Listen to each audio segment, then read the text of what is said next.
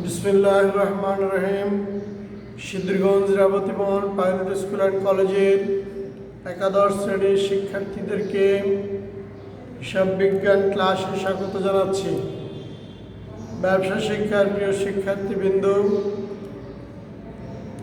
তোমাদেরকে স্বাগত জানাচ্ছি হিসাব বিজ্ঞান ক্লাসে। তোমরা জানো, আমাদের মাঝে তোমরা কিছুদিন আগে পরীক্ষা দিয়েছ, আবারও তোমাদের পরীক্ষা তোমাদের দুয়ারে করাঘাত করছে। দ্বিতীয় সেমিস্টার পরীক্ষাটা আমরা কিছুদিনের মধ্যেই নেব। দ্বিতীয় পরীক্ষার সিলেবাস আমি তোমাদেরকে দিয়ে দিচ্ছি, তারপরে আশা করি অন্য কথা বলব। দ্বিতীয়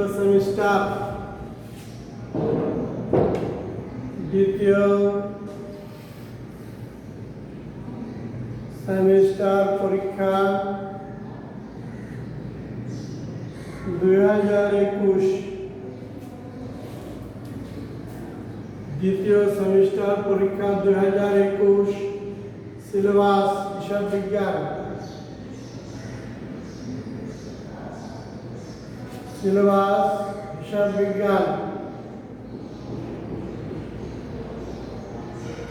হিসাব বিজ্ঞান প্রথম পত্র।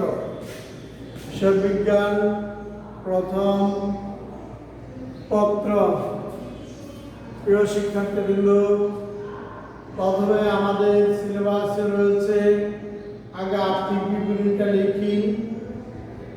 আর্থিক বিবরণী থেকে 3টি অঙ্ক থাকবে। তারপরে ষষ্ঠ আর্থিক বিবরণী, তার প্রাপ্য হিসাব। অধ্যায়ের নামগুলি লিখতেছি। প্রাপ্য হিসাব থেকে 2টি অঙ্ক থাকবে। তারপর দৃশ্যমান অদৃশ্যমান সম্পত্তির হিসাব। দৃশ্যমান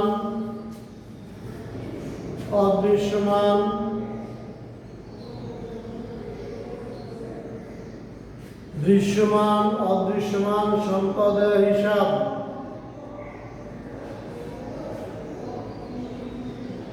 দৃশ্যমান অদৃশ্যমান সম্পদের হিসাব। তারপরে আসতেছে কার্যপত্র।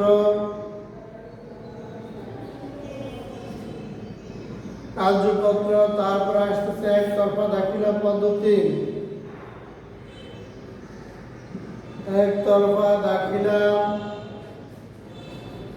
পদ্ধতি।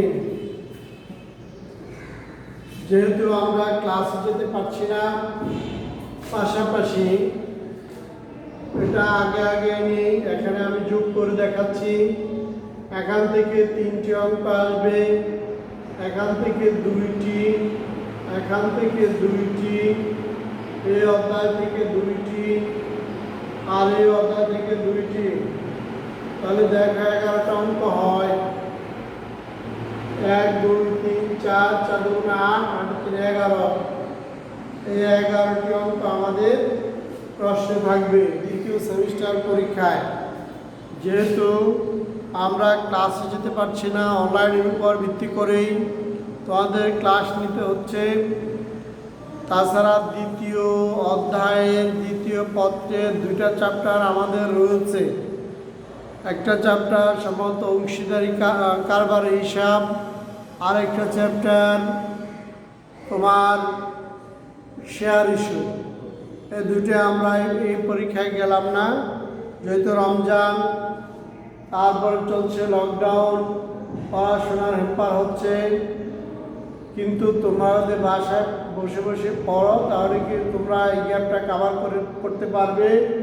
তাই আমরা অধ্যায়কে আর না বাড়িয়ে এই অধ্যায় থেকে খুঁটিনাটি সব কিছু যদি আমরা পড়ি, জানি, পরীক্ষার জন্য প্রিপারেশান নেই, সেটা আমাদের সবচাইতে ভালো হবে। তাহলে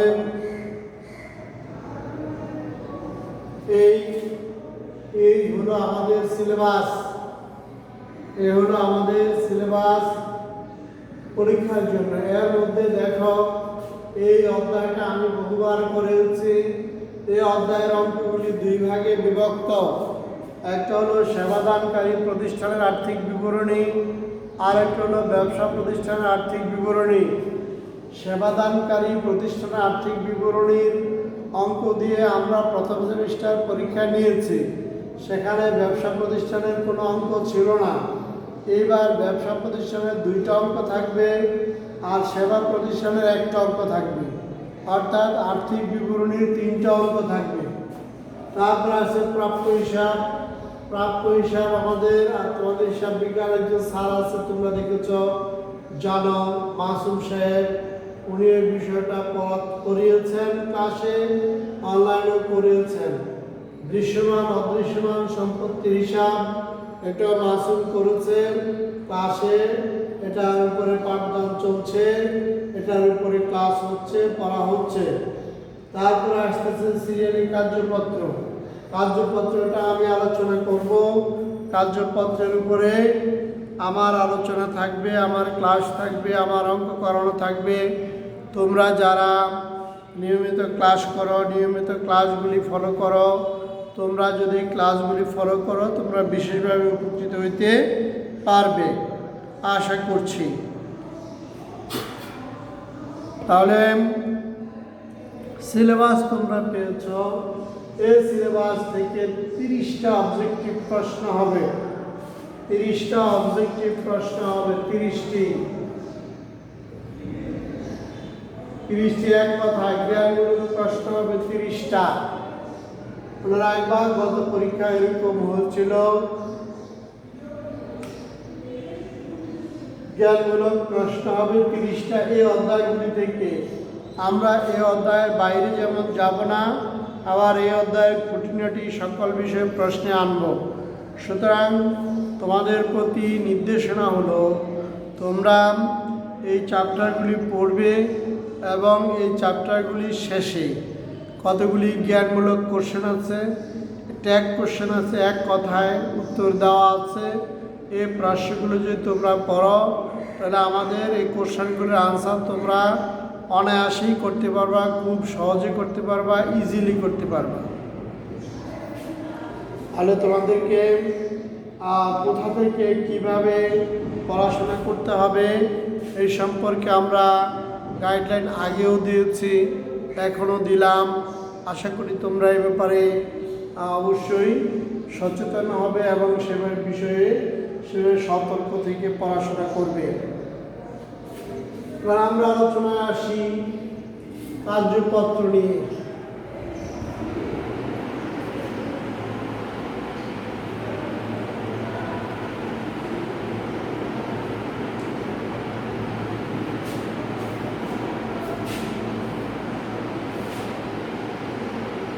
প্রিয় শিক্ষার্থীবৃন্দ, আমাদের আজকের আলোচনা বিষয় কার্যপত্র।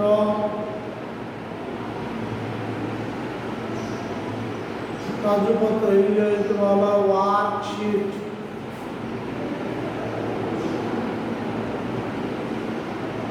ওয়ার্কশিট এটা 7ম অধ্যায়।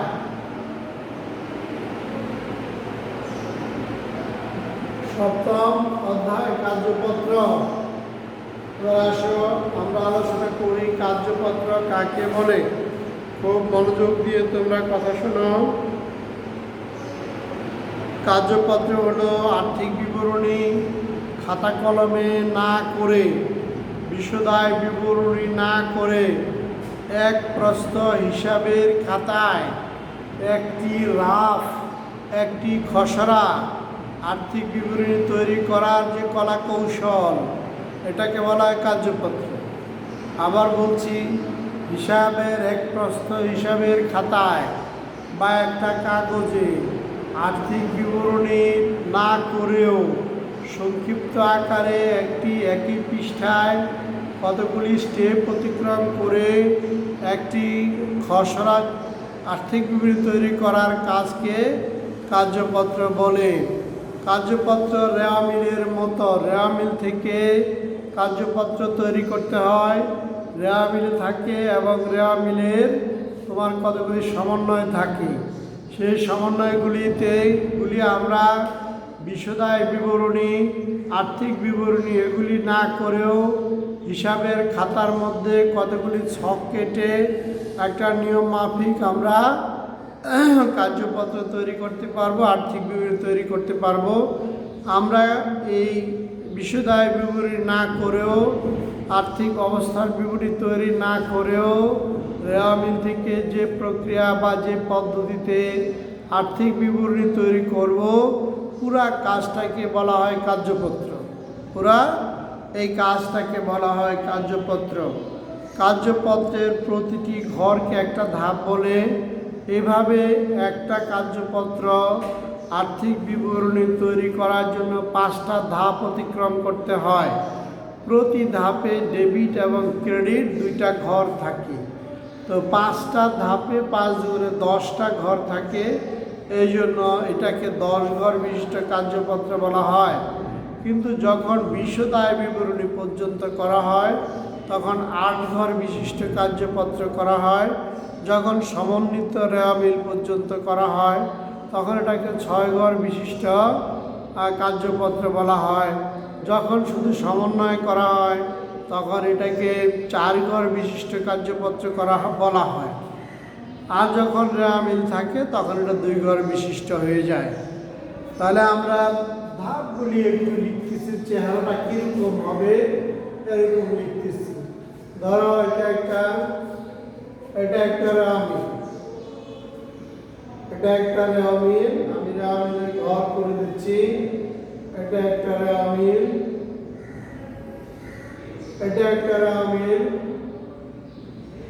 এই রেওয়া মিলের টাকার কলাম, এই রেওয়া মিলগুলো। এটা একটা রেওয়া মিল, এটা ক্রমিক। তারপরে একটু রেওয়া মিল, ধরো রেওয়া মিলের 2টা ঘর আছে।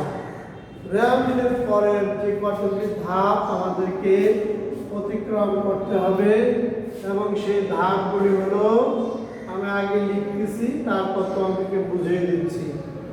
তাহলে এই ধাপ, প্রথম ধাপটা হলো সমন্বয়। তো এখানে লিখবো সমন্বয়। সমন্বয়ের জন্য আমাদেরকে 2টা ঘর আঁকতে হবে। তাহলে সমন্বয়ের জন্য 2টা ঘর, এই সমন্বয়ের জন্য 2টা ঘর। এরপরে আসতেছে সমন্বিত রেওয়া মিল। সমন্বিত রেওয়া মিল, সমন্বিত রেওয়া মিলও 2টা ঘর থাকবে, একটা ডেবিট এবং একটা ক্রেডিট। এরপরে আসতেছে আয় ব্যয় হিসাব। আয় ব্যয় হিসাব, আয় ব্যয় হিসাবে 2টা ঘর থাকে, একটা আয়ের একটা ব্যয়, এই সেটটা আয়, সেটটা ব্যয়। তারপর থেকে আর্থিক অবস্থার বিবরণী। আর্থিক অবস্থার বিবরণী,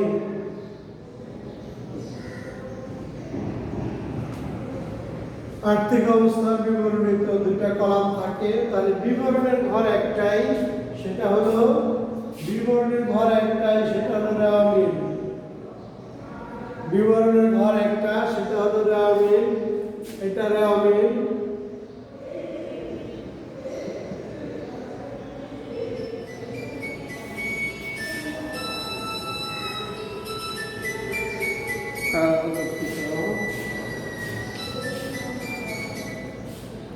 হ্যাঁ বলো। জি হ্যাঁ, 2টাই।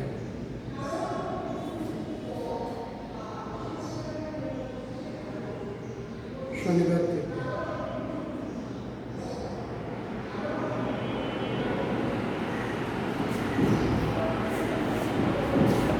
আর শিক্ষার্থীবৃন্দ, তোমরা দেখতে পাচ্ছ এটা ক্রমিক।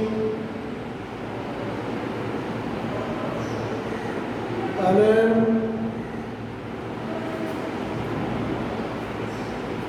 ক্রমিক বিবরণ গেল, রেওয়া মিল সমন্বয় গেল। যদি এই দেখো এখানে আর্থিক বিবরণী 1 number, 2 number, 3 number, 4 number, 5 number, 5টা ঘর আছে। একটা রেওয়া মিল, সমন্বয়, সমন্বিত রেওয়া মিল, আয় ব্যয় হিসাব এবং আর্থিক অবস্থার বিবরণী। প্রতিটা ঘরের প্রতিটা স্টেপে তোমার স্টেপ হলো 5টা। স্টেপ কয়টা? 5টা। 1 নম্বরে রেওয়া মিল, 2 নম্বরে সমন্বয়, 3 নম্বরে সমন্বিত রেওয়ামিল, 4 নম্বরে আয় ব্যয় হিসাব, 5 নম্বরে আর্থিক বিবরণী। ইন্টারমিডিয়েট লেভেলে আর্থিক বিবরণীর এটাই সর্বোচ্চ লেভেল। আরও আছে আর্থিক বিবরণী 14 গড়া পর্যন্ত হয়, আর কার্যপত্র 12 গড়া হয়, 14 গড়া হয়। তারপরে কলেজ লেভেলে 6 গড়া আর্থিক বিবরণী হইতে পারে, 8 গড়া হইতে পারে, 10 গড়া হইতে পারে। তাহলে কীভাবে হবে? যদি বলে 6 গড়া আর্থিক বিবরণী তৈরি করা, তাহলে সমন্বিত রেওয়ামিল পর্যন্ত ওইগুলি করতে হবে না। যদি বলে 8 গড়া কার্যপত্র তৈরি করো, তাহলে আর্থিক বিবরণী করতে হবে না, বিবরণী করলেই হবে। যদি বলে 10 গড়া, তাহলে আর্থিক বিবরণী, কারণ এটা 2 ঘর, এটা 2টা, এটার জন্য 2টা, এটার জন্য 2টা, এটার জন্য 2টা এবং এটার জন্য 2টা। দেখো মোট 5টা স্টেপ, 5 দুগুণে 10টা ঘর, 5 2 গুণ 5 সমান 10 করা। আশা করি বুঝতে পারছো যে ঘরগুলি কীরকম হবে। যেমন আমি কতগুলি দফা এখানে লিখতেছি। বেতন ধরো প্রথমে আছে মূলধন, মূলধন আছে 50,000,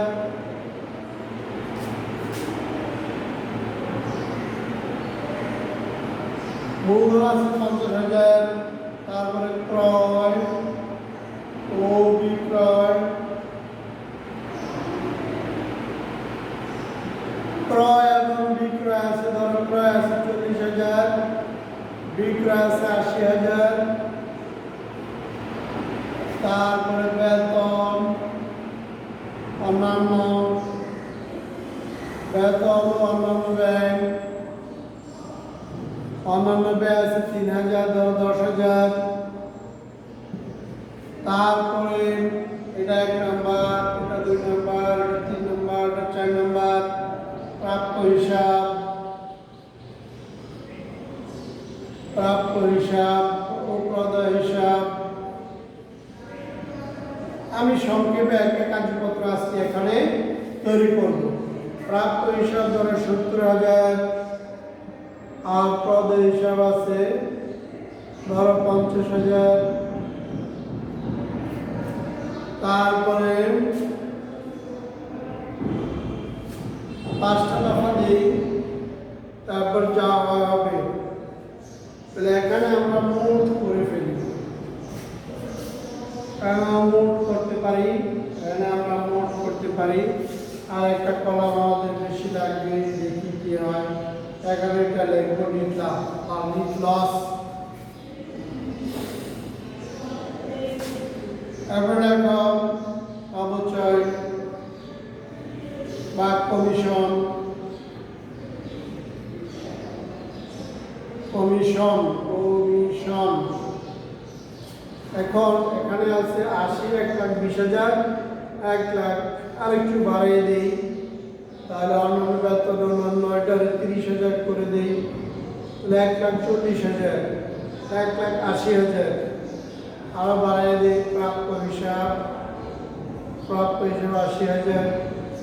আমরা মিলানোর চেষ্টা করতেছি, কারণ রেওয়ামিল না মিললে অঙ্ক মিলবে না। তাহলে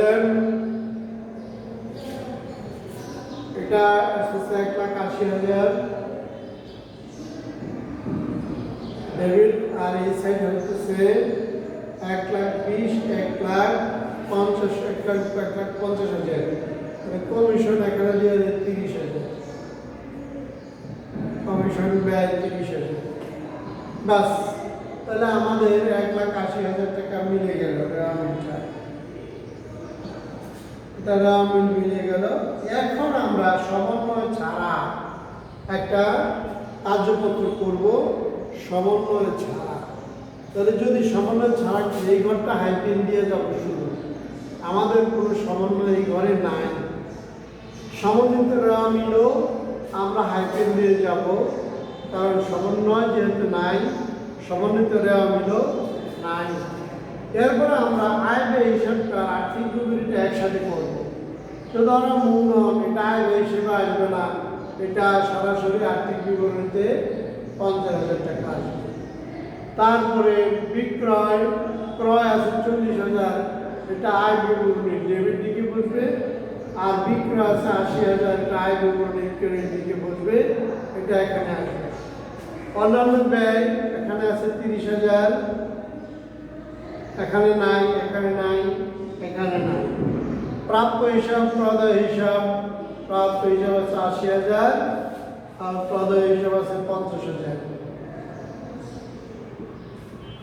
তারপরে কমিশন, কমিশন আছে ৩০,০০০, ডেবিট দিকে দেখা যায়, কমিশন ৩০,০০০ ডেবিট দিকে লিখলাম, এদিকে নাই, এদিকেও নাই, এক পক্ষে ছিল। তাহলে এবার আমরা কি দেখতে পাচ্ছি? এবার আমরা দেখতে পাচ্ছি অঙ্কটা মিলল না কেন? মিলে যাওয়ার তো কথা ছিল। ৮০,০০০ আছে, যাই হোক এখানে ৭০ ১ লাখ, তাহলে ডেবিট দিকে দেখা যায় ১ লাখ হচ্ছে, আর এখানে ১ লাখ, এখানে লস আসতেছে ২০,০০০, লসটা ক্রেডিট দিকে আসে ক্যাপিটাল,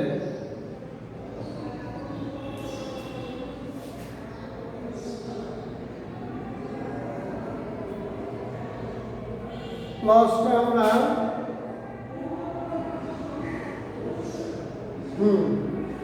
লস ক্রেডিট দিকে অঙ্ক মিলে গেছে। এবার দেখো আমাদের এটা লস বা ক্ষতি হয়েছে,